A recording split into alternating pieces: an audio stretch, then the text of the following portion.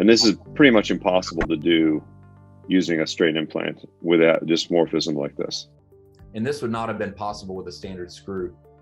And so, I think this was a real advantage and something I couldn't have done before the CurvaFix. And I think you may have been just trying 2 SI style screws in the upper sacral segment.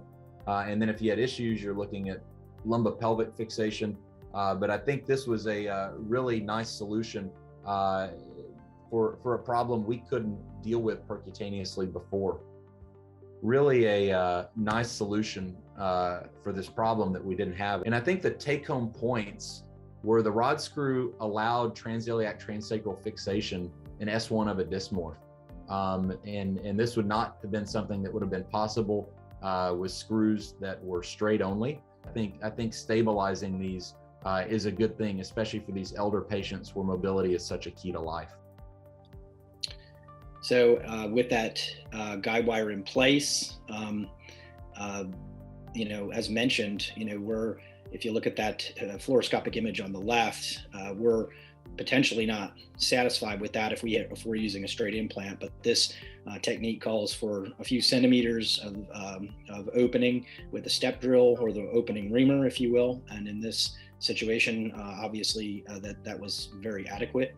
The next thing is the cannula and the steerable guide wire. And as you can see in the second image, it's very easy to then manipulate this steerable guide wire and turn it with a T-handle to whatever direction is necessary to remain within the safe osseous pathway of the anterior column.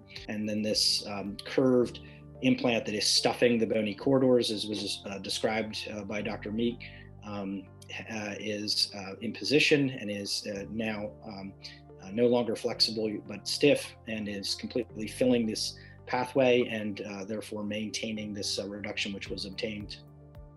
But here she's got some dysmorphism, so there's not really a pathway for a transsacral transiliac screw in the upper sacral segment at S1 above the transverse component. And so, that in the past may be an indication if you're doing surgery, you can just try bilateral SI style screws, but it may also be an indication for lumbopelvic fixation.